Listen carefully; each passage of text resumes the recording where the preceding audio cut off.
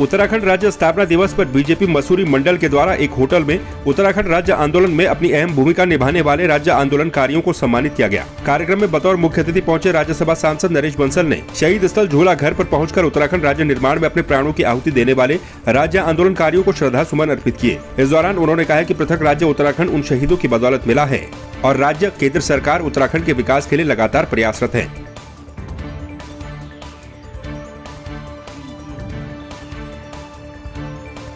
मैं सबसे पहले तो उन शहीदों को अपनी श्रद्धांजलि अर्पित करता हूं, जिनके बलिदान स्वरूप हमारा पृथक राज्य बना। और ये वही शहीद स्थल है, यहाँ मैं पहले भी कई बार आया हूं। आज जब मैं पुष्प अर्पित कर रहा था तो 1994 का वो दृश्य मेरी आंखों के सामने था, जिसमें यहाँ पूरा छावनी बन गई थी और उस समय की तत्कालीन सरकार ने बेरहमी के साथ निहत्थे अपने राज्य की मांग करने वाले आंदोलनकारियों पर जिस प्रकार का अत्याचार किया और 6 लोग उसमें शहीद हुए। श्री बलबीर नेगी जी, हंसा धनेई जी, बेलमती चौहान जी, मदन मोहन मंगई जी, परगई जी, इस प्रकार के जो शहीद हुए हैं उन सबको मैं नमन करता हूं, अपनी श्रद्धांजलि देता हूं। और सरकार इस राज्य को विकास की गति को तेज़ करने में लगी है। प्रधानमंत्री जी ने कहा है कि ये शताब्दी विश्व में भारत की शताब्दी है और उन्होंने स्वयं कहा कि इस शताब्दी का ये तीसरा दशक ये उत्तराखंड का दशक है। और हमारे यशस्वी मुख्यमंत्री श्री पुष्कर सिंह धामी जी ने भी कहा है कि विकल्प रहित संकल्प, अर्थात कोई विकल्प नहीं है, एक संकल्प ही है। और वो संकल्प ये है कि 2025 में जब ये राज्य 25 वर्ष का युवा राज्य होगा तो देश के अग्रणी राज्यों में होगा। इसको लेकर के हम सब लोग काम कर रहे हैं। जिला मुख्यालय पौड़ी में राज्य स्थापना दिवस धूमधाम के साथ मनाया गया। शहर के रामलीला मैदान में आयोजित कार्यक्रम में परिवहन मंत्री चंदन राम दास ने राष्ट्रीय ध्वज फहराकर सभी प्रदेशवासियों को राज्य स्थापना दिवस की शुभकामनाएं दी। इस मौके पर उन्होंने लखपति दीदी के समूह की महिलाओं को सम्मानित किया। साथ ही प्रधानमंत्री आवास योजना के लाभार्थियों को सहायता राशि के चेक और भवन की चाबी प्रतीक स्वरूप भेंट की।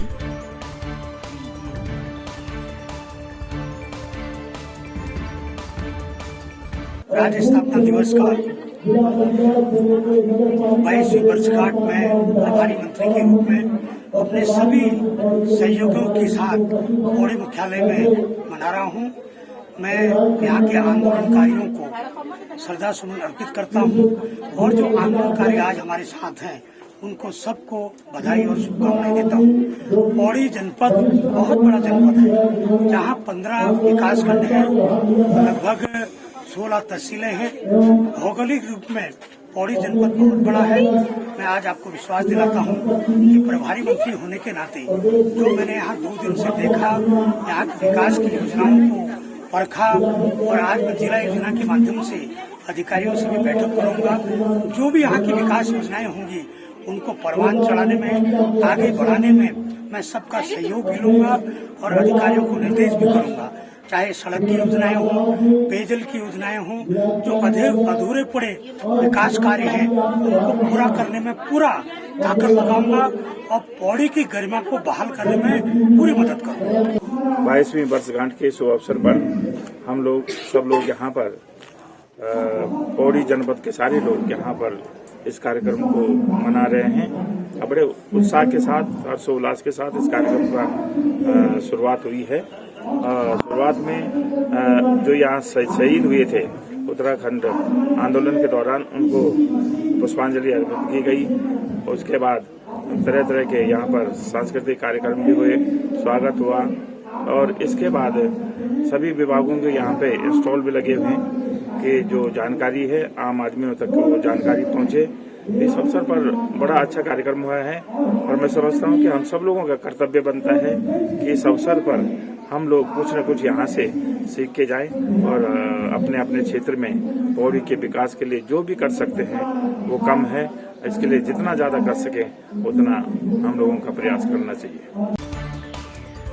पौड़ी में राज्य स्थापना दिवस पर बुधवार को रामलीला मैदान में आयोजित कार्यक्रम में राज्य आंदोलनकारियों ने उचित सम्मान नहीं मिलने पर कैबिनेट मंत्री चंदन राम दास के सामने कड़ी नाराजगी जताते हुए सम्मान लेने से मना कर दिया। राज्य आंदोलनकारियों का कहना था कि जिला प्रशासन के द्वारा सभी आंदोलनकारियों को नहीं बुलाया गया था, साथ ही कार्यक्रम में उन्हें उचित सम्मान भी नहीं दिया गया। उनका कहना था कि कार्यक्रम के अंत में उनको सामूहिक रूप से बुलाकर केवल फोटो खिंचाई गई, जिससे उनके सम्मान को ठेस पहुंची है।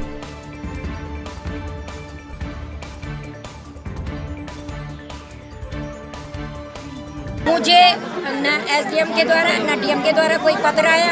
ये लोग जो हमारे उत्तराखंड के आंदोलनकारी पौड़ी के हैं, इनको थोड़ा थोड़ा करके सूचना मिली। इन्होंने सोचा कोई सम्मान हो रहा होगा, हम लोग भी चल गए। हम लोग जब यहाँ पे आए तो पौड़ी का कोई नाम नहीं आया, पौड़ी के आंदोलनकारियों का नाम ही नहीं आया। जबकि पौड़ी से चिंगारी उठी थी और पौड़ी एक आंदोलन क्रांति नगरी है और इस हमारे पौड़ी वालों अंदर से मंत्री, हमारे यहाँ के जो पद अधिकारी जिनको पद दे दिए, वो वहाँ से सिफारिश कर रहे हैं कि आंदोलनकारियों की भी एक फोटो खींच दो। हम फोटो खींचने लायक हैं या हमारी फोटो ही खींचेंगे? मैं आपको ये बात बता रहा हूँ, अगर सरकार सच्ची उत्तराखंड की जो नौजवानों की हितैषी है तो इन्होंने पिछले 5 साल भी उत्तराखंड जो इनका परिषद है उसमें कोई पद इन्होंने भरा नहीं है और इस बार भी वही इनकी मंशा है। अगर सरकार चाहती है कि उत्तराखंड में कुछ भला हो, उत्तराखंड की बात आगे रखी जाए, तो उत्तराखंड सम्मान परिषद जो इनका है उस परिषद को भरे, ताकि कोई बात जो है केंद्र के पास उनके माध्यम से पहुंची जाए आंदोलनकारी की और केंद्र इसमें कोई कार्रवाई कर सके। सबसे पहले अपना उत्तराखंड जो परिषद है उसका पद भरे। मान्यवर जी, हम उत्तराखंड राज्य के आंदोलनकारी हैं, लेकिन यहाँ पर देखो, मैं सही बात बोल रहा हूँ ना, हम सत्ता पक्ष के हैं ना हम विपक्ष के, हम निष्पक्ष के।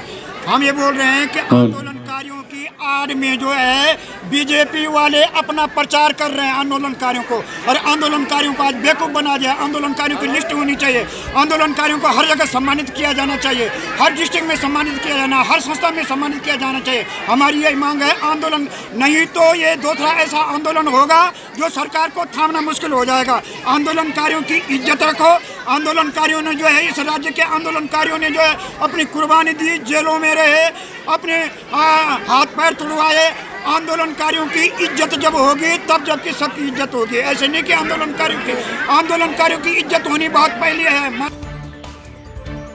राज्य स्थापना दिवस की संध्या पर कोटाबाग क्षेत्र में वरिष्ठ भाजपा नेता और उत्तराखंड के पूर्व प्रदेश प्रशिक्षण प्रमुख मनोज पाठक और उत्तरांचल उत्थान परिषद की संयुक्त पहल पर सांस्कृतिक कार्यक्रमों का आयोजन किया गया। इस दौरान भारी संख्या में क्षेत्रवासी मौजूद रहे।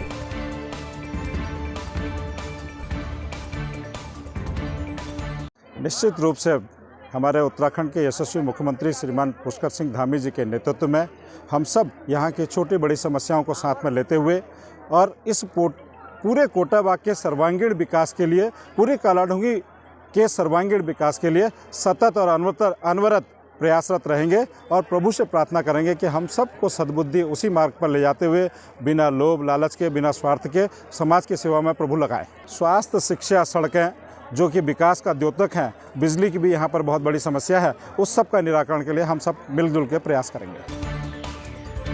टिहरी जिले के घनसाली और चमियाला नगर पंचायत के कूड़ा निस्तारण केंद्र सॉलिड वेस्ट मैनेजमेंट प्लांट का निर्माण होने से पहले ही विवाद शुरू हो गया है। घनसाली से 7 किलोमीटर दूर घोंटी पिपोल के पास बन रहे प्लांट का ग्रामीणों ने विरोध करते हुए कार्य रुकवाने का काम किया। मामले को लेकर राज्य स्थापना दिवस पर उप जिलाधिकारी KN गोस्वामी ने सभी प्रतिनिधियों और अधिकारियों के साथ बैठक ली, जिसमें नवनिर्मित सॉलिड वेस्ट मैनेजमेंट प्लांट को लेकर ग्रामीणों और प्रतिनिधियों के अंदर फैल रही भ्रांतियों को दूर करने के साथ साथ तमाम नियमों की जानकारियां भी दी गई। लेकिन 3 घंटे से अधिक समय तक चली बैठक के बाद भी ग्रामीणों ने एक न सुनी और कोर्ट जाने की बात कह दी। आपको बता दें कि नगर पंचायत चमियाला और घनसाली का कूड़ा वर्षों से चमियाला बूढ़ा केदार मोटर मार्ग पर गिराया जाता था, जो कि 4 धाम यात्रा का भी मुख्य मार्ग है और महाविद्यालय के छात्रों का भी पैदल मार्ग है।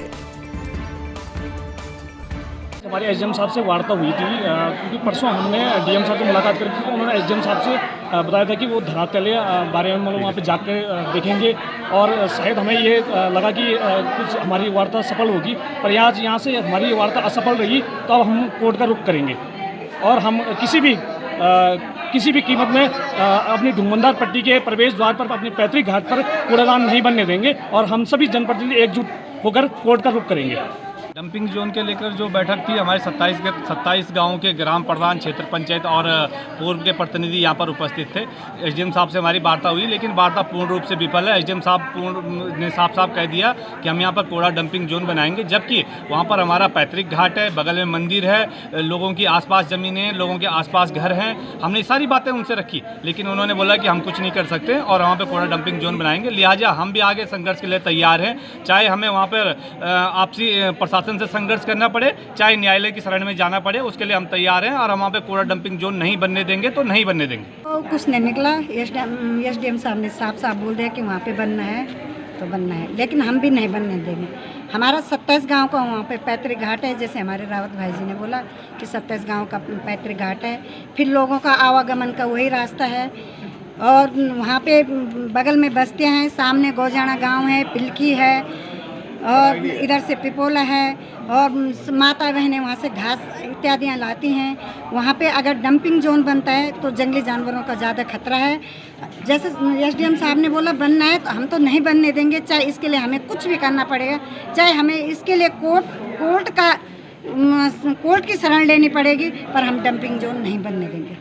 उसमें आज मैं अपने क्षेत्र की जनता को लेकर यहाँ पर आई थी और अपने क्षेत्र की समस्याओं को लेकर यहाँ पर आई थी, क्योंकि वहाँ पर जहाँ पर ये डंपिंग जोन बन रहा है वहाँ पर मेरी क्षेत्र की काफ़ी समस्याएं, काफ़ी दिक्कतें सामने आ रही, क्योंकि वहाँ पे पैतृक घाट है, वहाँ पर हमारा गांव है, पिपोला गांव वही नज़दीक है। तो मैं अपनी शासन प्रशासन से यही कहना चाहती हूँ कि अपनी समस्याओं को लेकर कि इसका कुछ न कुछ आगे कुछ सल्यूशन निकाले, इसका कहीं दूसरी जगह निस्तारण करे।